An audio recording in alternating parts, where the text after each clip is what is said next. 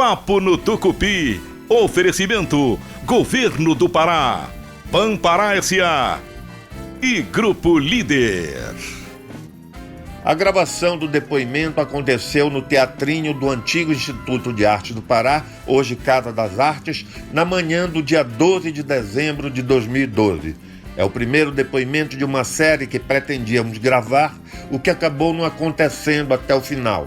Neste único capítulo, Maria Sílvia fala da juventude, do casamento com Benedito Nunes e das reuniões do Café Central no centro de Belém na década de 1950, com o grupo de intelectuais que ficou conhecido como a Turma do Central. Ao meu lado, também como entrevistador, o agrimensor e advogado Paraguaçu Helleres, ex-ator e amigo de Maria Sílvia.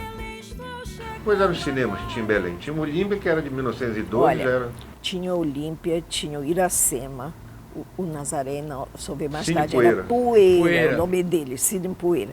Tinha o Moderno, o Independência, tinha outros mais periféricos que a gente não ia. Tinha o Guarani, aí tinha o Popular, que é onde era a antiga fábrica de cerveja aqui na Independência, que era um cinema engraçadíssimo, que tinha jardim. Era um cineminha, assim, igual uma casinha, e tinha um jardinzinho na frente. Tinha os da Pedreira também, que a gente não ia, e tinha... a gente só ia por ali, né? Ali em torno de Nazaré. E eu, desde 6 anos de idade, eu ia ao cinema. A minha babá me levava, dormia profundamente, e eu ficava de olho duro. Isso... eu ia antes mas antes eu ia com as irmãs, porque para onde elas iam me levavam, né? E não tinha essa história de impróprio. Criança ia para todo canto, via tudo, não sei o quê. A partir de um certo tempo que começou a ter indicação de idade, né? Mas depois eu ia de tarde com essa empregada, essa babá que me levava para todo canto. Qual foi o primeiro filme que tu te lembra que viu? Eu me lembro de ter visto. Alguma coisa assim que te marcou? Foi um filme do Charles Chaplin. Hoje eu sei que é o menino, aquele que ele tem. The Kid, o garoto. The Kid, o garoto. E que eu fiquei muito perturbada. Eu achei aquilo uma crueldade que faziam com os 12. Eu chorei muito, muito, muito no cinema. Até hoje eu choro no cinema. Mas eu chorei muito, muito desse filme. Fiquei revoltadíssima. Se pudesse ir lá na tela, batia nos bandidos.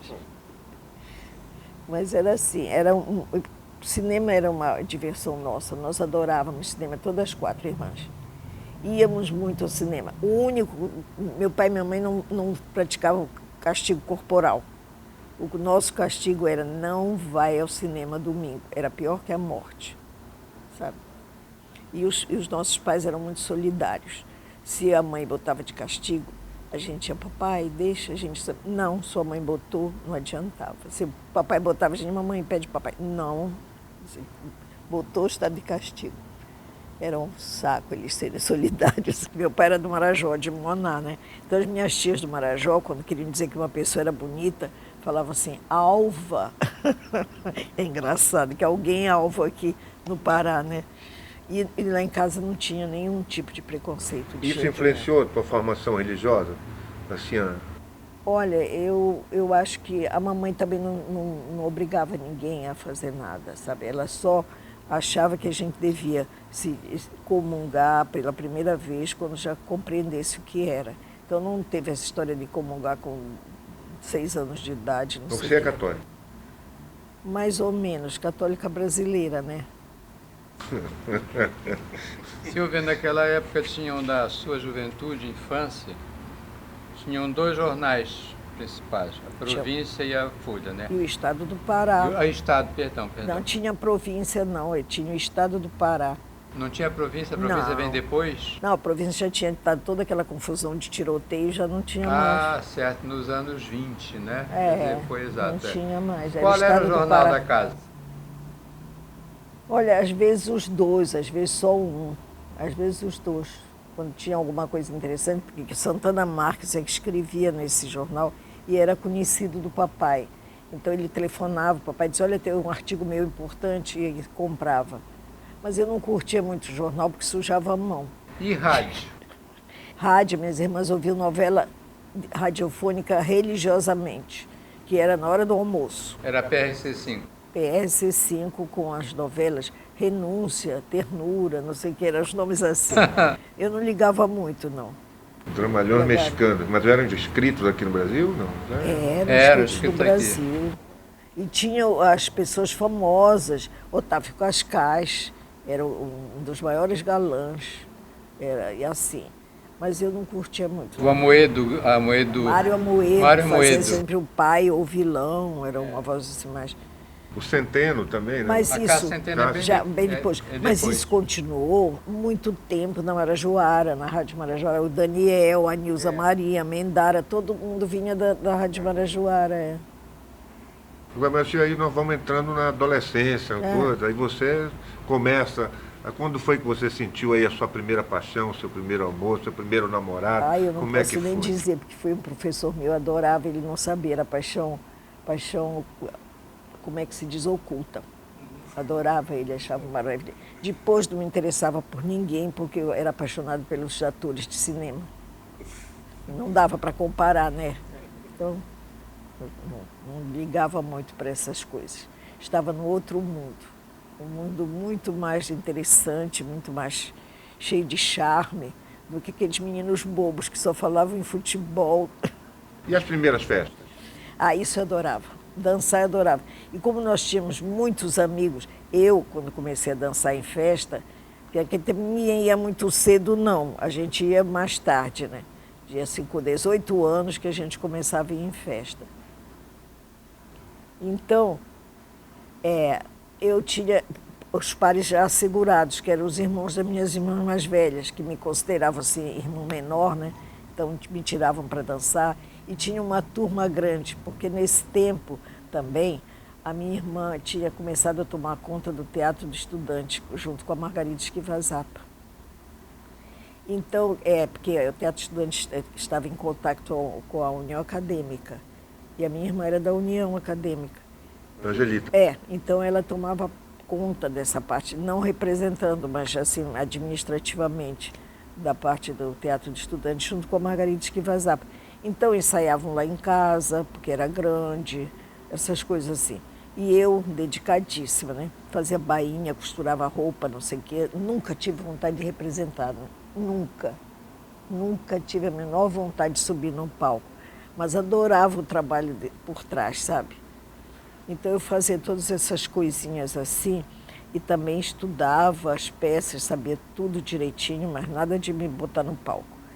E também tinha a turma do teatro, que era mais ou menos um pouco mais velho do que eu, mas que a gente fazia brincadeira junto, andávamos junto. Augusto Rodrigues, meu amigo de infância.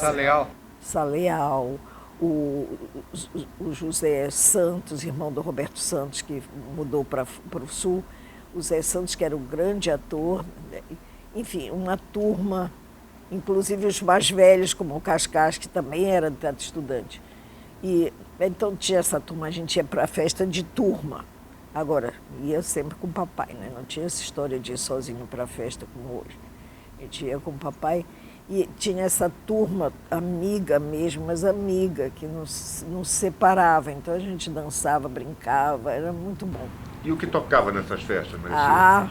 Bolero, foxtrot, que eram os blues, né, da época, samba também, tocava música para dançar junto. Merengue?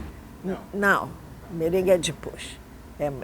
O contato com o Pascoal vem dessa época com a Dadá? Não. Quando ele veio com o Teatro Estudante aqui, em 44? Não veio. A Dadá não estava aqui, estava para os Estados Unidos quando ele veio. Ela estava estudando lá. Não. O contato com o Pascoal veio com o Norte da Escola mesmo. Foi naquela época? Foi naquela época. A Dadá conheceu antes, porque a Dadá conheceu com o Poço do Falcão, mas isso é uma história já bem para frente. Mais né? moderna. Mas tive como foi o teu encontro com o Bené? Como é que você está e como é que vocês começam a namorar? Olha, é muito engraçada essa história, porque é o seguinte, eu no Colégio Moderno era boníssima aluna e tal, maior moderno. Eu nunca fui de outro colégio, eu fiz do Moderno, do primário até entrar para a faculdade. Então, quando o Bené, tinha um negócio nesse tempo chamado admissão. A gente fazia um exame de admissão ao ginásio, certo? E aí, quando a gente começou a se preparar para o exame de admissão, correu o burburinho. Veio um menino aí maravilhoso, que é inteligentíssimo, não sei o quê. Olha, tu vais perder teu lugar, disseram para mim. Eu não ligava a mínima para isso, sabe? Aí, quando chegou lá o dia do exame, lá estava o Bené. Aí, entendeu? Bom, fizemos o exame, todo mundo passou numa boa e tudo. Aí ficamos colegas desde esse tempo, desde o exame de admissão. Ele estudava com o Eduardo Bona, com o Colombo Valinoto, era outra turma, sabe? Era outra turma. Mas todos éramos muito amigos, todos. De que ano era isso, Maria Silvia? Isso foi... Ai, olha, eu não te disse que essas perguntas de ano é que me mata. Eu acho que foi... Você tinha quantos anos? Eu tinha 15. 11 anos. 11 anos. Então, quer dizer, você conhece o Bené desde os 11 anos? Os 11 anos de idade. Porque daquele tempo a gente entrava no ginásio com 11 anos. Ele tinha 12, eu tinha 11. E aí fomos colegas o curso ginasial inteiro. Tivemos professores maravilhosos, mas maravilhosos mesmo. Excêntricos, que preparavam a gente para a vida, né? Porque a gente se acostumava a lidar com todo tipo de gente. Você se lembra de algum deles? Me lembro do professor Lício Solheiro. Tinha sido aluno do Ferdinand Saussure e estava aqui perdido dando aula para garotos. Me lembro do professor Orlando Bittar, que ensinava latim para a gente de uma maneira maravilhosa. Todo mundo adorava latim, ninguém achava ruim. O Orlando foi seu professor desde do ginásio, né? E depois na faculdade? Depois na faculdade. E o Chico Mendes entra onde? O Chico Mendes não entra, infelizmente. Quando ele começou a ensinar no Moderno, eu já tinha saído. O Chico Mendes entra no Central Café. É outro capítulo. E aí você começa Começo a namorar o Bené no 3º ano da faculdade. De Direito? De Direito. Parece incrível, né? Ele se declarou? Como assim? O Bené se declarou? Se declarou, naturalmente. Naquele tempo tinha que pedir para namorar. Naquele tempo pedia para namorar. Aí tu deste a resposta 3 dias depois ou logo na hora? Na hora. Já conhecia, né? Não, já conhecia muito, sabia como ele era. Veja aí, Maria Silvia, então quer dizer, equivale, você conhece o Bené com 12 anos, mais ou menos, da admissão, e vai namorar com ele lá pelos 19, 20? Não, com 17. Nossa turma era pequena, nós fazíamos curso clássico, fizemos o que chamava ginasial, depois fizemos o curso clássico em turmas relativamente pequenas. Então éramos muito amigos, brincávamos muito, fazíamos muita brincadeira juntos, estudávamos juntos também, mas assim, só amizade, ninguém namorava. Mas já tinha uma paquera? Nada. Foi tipo assim, foi rápido no 3º ano, um olhou pro outro? No 3º ano, aí a gente tinha outra turma, que era o Haroldo, que era mais adiantado que a gente, o Mário, que era um ano mais atrasado, Mário Faustino na faculdade. E era essa turma que andava sempre junta. Aí demora quanto tempo esse namoro até o casamento? Olha, foi rápido, porque aí no ano seguinte nós ficamos noivos, no 4º ano, e no 5º a gente casou. O Chico Mendes, no Natal, quando nós estávamos no 4º ano, o Chico Mendes foi em casa todo formal, pedia minha mão em casamento. Era muito chique, não era antigamente. Mas por que o Chico Mendes? Porque o Bené não tinha pai. E ele colocou? Convidou o Chico, que ele era uma pessoa que ele considerava muito, né? Então foi o Chico, que não usava você mesmo chegar e pedir, né? Tinha que ser um pai, geralmente. Então lá foi o Chico, alinhadíssimo, ainda fez questão de dar as alianças que eu uso até hoje. E ele falou com seu pai? Falou com o papai, e a gente tinha que fingir que ninguém sabia do que se tratava, até que chamavam a gente e diziam, olha, o professor Mendes veio pedir sua mão em casamento. O que é que você acha disso? Aí, tudo bem, está tudo combinado. E quais eram as conversas que você tinha com o Bené? O Bené, obviamente, era um homem intelectual. E, obviamente, vocês começam a conversar sobre literatura. É uma maravilha, porque nessa época a gente descobre tudo, né? Nessa época de faculdade nós descobrimos Kafka, Proust, tudo aí. Então as conversas eram infinitas, cada um. E a bom da faculdade nesse tempo não era a faculdade propriamente dita, era a vida acadêmica que a gente tinha. Essa história de um chegava dizendo, descobriu o autor, bah. Aí a gente ficava, todo mundo, o livro corria, todo mundo lia, discutia, uns gostavam, outros não gostavam. Era muito bom essa parte. Que terminava no Central Café. Pois é, como é que começa essa história do Central Café? Olha, eu não sei, porque quando eu cheguei lá, já estava instalado o Central Café, sabe? Eu já cheguei como namorada do Bené. E o Bené já participava? Já participava antes. E eles todos se reuniam em torno do Chico, né? O Chico era a grande figura, teu pai também, o Rui Barata, que me chamava de Xantipa. Não era que era a mulher do Platão. Não era influência do Cineclube, na saída do Cineclube? Não, o Cineclube foi depois dessa. Foi. Orlando Costa, que era nosso colega de faculdade, nós tínhamos uma turma muito boa. Raimundo Moura. Raimundo Moura era bem mais velho que a gente. Vamos lá, aí você chegou no Central Café. Como namorada do Bené. Como namorada do Bené, ainda não casada, só como namorada. Titular do Bené. Aí você chega lá, como é que você encontrou aquilo? Mas eu já conhecia a turma, porque essa história de você frequentar conferências, você ia ao cinema, encontrava eles na saída, assim, sabe? E geralmente eu ia de dia, não ia nas noites do Central Café. Então a gente saía do cinema, ia tomar um sorvete no Central Café, encontrava a turma. E quem era a turma que estava lá? A turma. Rui Barata, Chico Mendes, Raimundo Moura, Max Martins. O Max não era tão frequentador como os outros. Irapuã. Salles Filho. Salles. Haroldo. E quem mais? Mais tarde, Iravaldir, junto com Irapuã, né? Iravaldir. E tinha uns que apareciam e desapareciam, sabe? Que faziam parte durante um tempo. Mas o núcleo forte, o núcleo duro, era o Chico, o Rui Barata, Raimundo Moura, o Haroldo, o Bené, o Mário Faustino. E esse eu acho que era. O Juscelino veio depois? Não, o Juscelino nunca foi do núcleo propriamente. Ele aparecia por lá, falava, conversava e tal. E aí as conversas gravitavam em torno da conversa do Francisco Paulo Mendes. E era literatura o tempo todo, mas também cinema. Que a gente todos lá adorava o cinema, então tinha discussões terríveis por causa que alguém gostava do filme, outro não gostava. É assim, era muito bom. E qual era a peça de resistência lá do que era que se tomava lá? Coca-Cola, café mesmo? Era cafezinho. Todo mundo tomava cafezinho, eu tomava sorvete ou salada de fruta.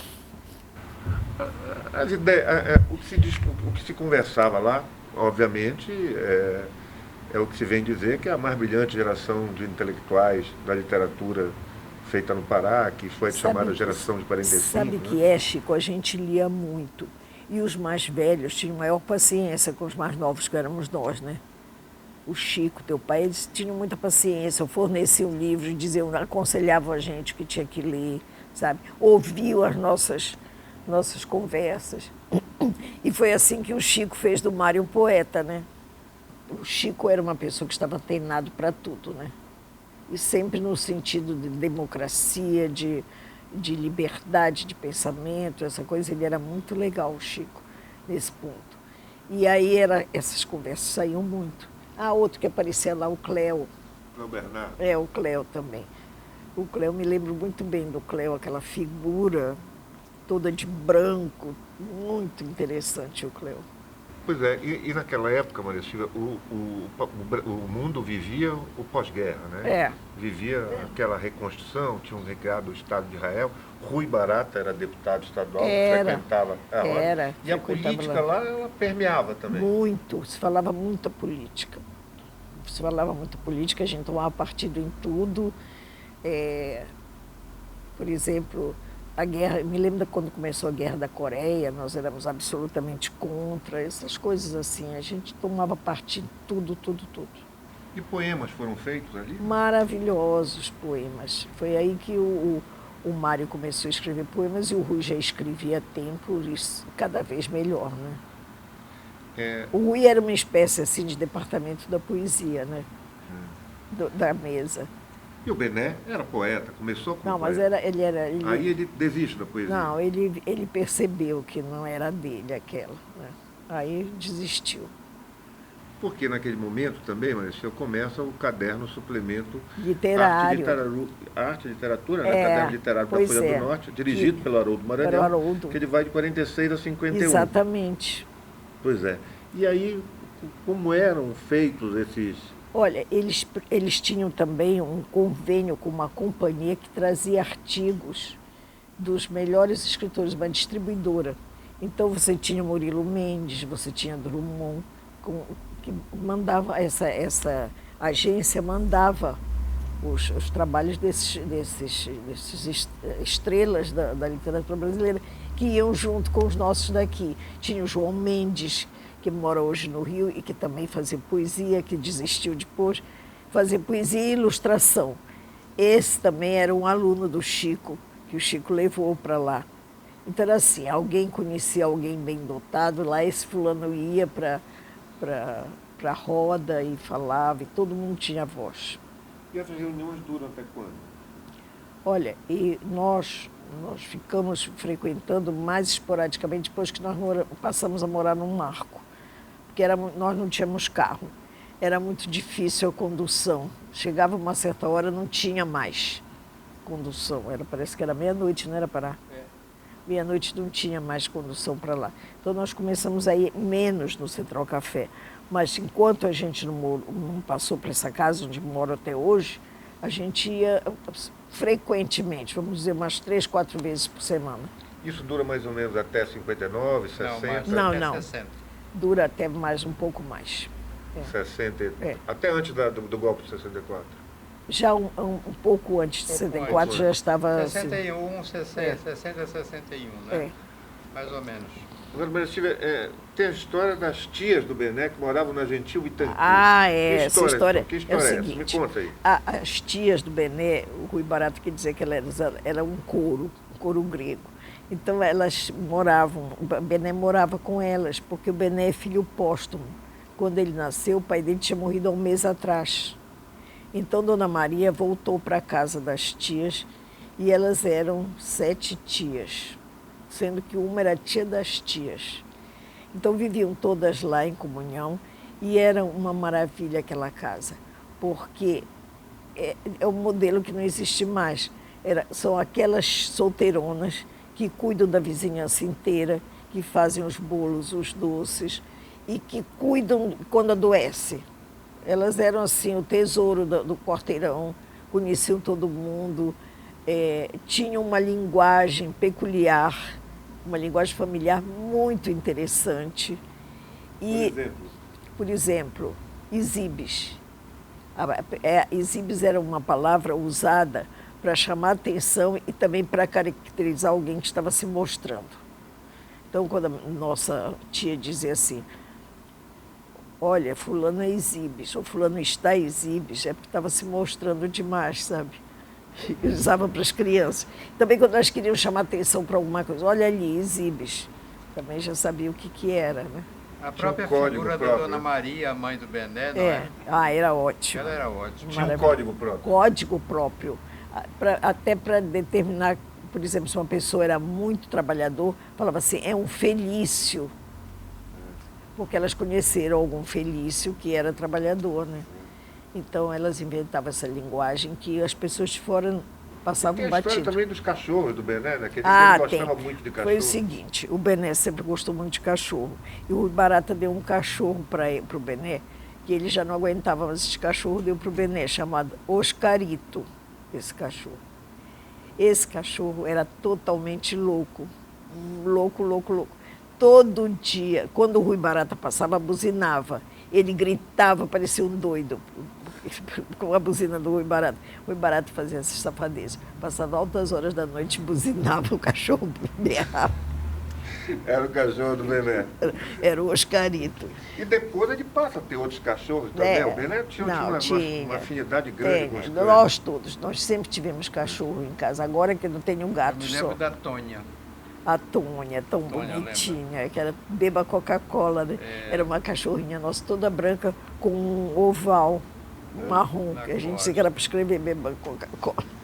Eu tive que a gente, para encerrar esse primeiro dia de gravação, porque a gente vai continuar outros dias aqui essa gravação, até porque nós precisamos entrar na Escola Norte, na Escola de Teatro, na TV Marajoara, de como eram feitos aqueles roteiros para a TV Marajoara. Éramos nós que fazíamos. Pois é. Eu, Sarubi e Marelê, né? Porque o Assis Chateaubriand é da gente de melhor qualidade aqui para dirigir a TV Marajoara. Era, tinha gente boa aqui. Traz gente boa, traz técnicos bons naquela época. Então, o que você acha que ficou daquela influência do Central Café? Ou você acha que outras gerações podem se repetir nisso? Olha, ou é muito difícil ainda você... Qual Tito, é a análise que você faz disso? Tito, eu acho assim, eu acho que o mundo hoje está muito mudado no sentido de que tem muita informação no ar. Naquele tempo, a nossa informação estava muito concentrada em livros e cinema e mais nada, não tinha nem televisão. Se você pensa nisso, né? Não tinha nem televisão. Então a gente tinha essa limitação que, ao mesmo tempo, era uma abertura para o mundo. Porque a gente, através da leitura, a gente conhecia também tudo o que estava se passando no mundo. Não com a rapidez de hoje. Ou você sabe muito bem falar de pintura, ou você sabe muito bem falar de música, sabe? Tem essa coisa de especialização. Nesse tempo a gente queria saber tudo. Não tinha essa de especialização. Eu acho que foi uma geração que, se não tivesse aquelas reuniões do Central Café... Você é a única remanescente daquela geração, né? Se não tivesse isso, era muito pobre a nossa vida, eu acho. Sabe? Eu acho que foi uma coisa importantíssima para nós. E também não foi só do ponto de vista cultural, também do ponto de vista ético. As pessoas que frequentavam lá eram muito éticas, sabe? Eram muito verdadeiras, muito autênticas. Ninguém jogava para a plateia, sabe? Era uma coisa assim muito natural também, que a sede da gente saber e os mais velhos ajudando a gente, sabe? Era muito legal, muito legal. É por isso que o Bené jamais mandou alguém embora sem atender. Porque ele se lembrava bem da nossa juventude, né? E você frequentava lá na condição de namorada depois do Bené? De mulher. E de mulher. As mulheres dos outros frequentadores também iam? Iam de vez em quando, claro. As outras tinham bebês e tal, era mais complicado para elas saírem à noite e tal. Mas elas iam, a Norma era uma que ia. A Norma ia sempre, sim. Então tá, encerramos hoje essa primeira parte da gravação com Maria Silvia, no dia 11 de 12 de 2012, aqui do meu lado, o Dr. Paraguaçu Elleres. Então encerramos essa gravação e vamos marcar aqui. Vamos marcar. Agora, Tito, será que podia ser depois do Natal, a próxima? Depois do Natal? Pode. Porque agora eu vou entrar no Natal Brabo lá em casa. Porque lá em casa nós sempre, eu esqueci de mencionar isso, mamãe dava uma importância enorme para o Natal, que a minha...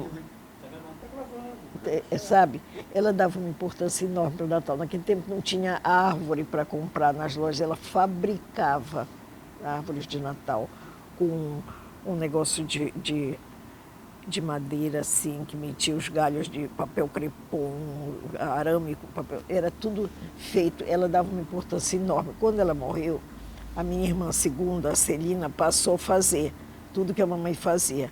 Reunir toda a família, as crianças que montam a árvore e tal. Morreu a Celina e eu agora estou com essa incumbência, né? Então lá vou eu, chamo as crianças amigas para armar a árvore de Natal, que hoje é o dia, né? Então tem bolas que era ainda do tempo da minha mãe, ainda era de vidro, aquelas bolas de botar. Então, a gente arruma a árvore e come pizza. Agora é pizza, antigamente era bolo. Agora come pizza, as crianças adoram, uma farra, né? Quando acaba dessa farra, eu já fico preparando a grande ceia.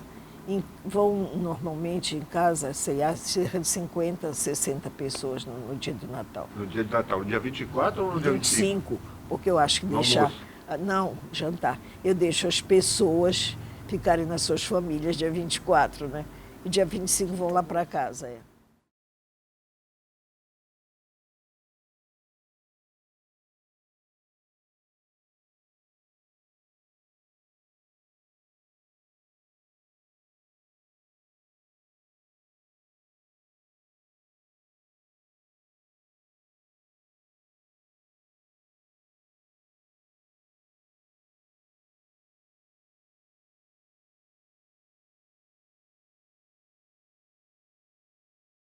A qualidade do café Líder começa lá nas altitudes de Minas Gerais, nas plantações do melhor café do mundo, o café brasileiro.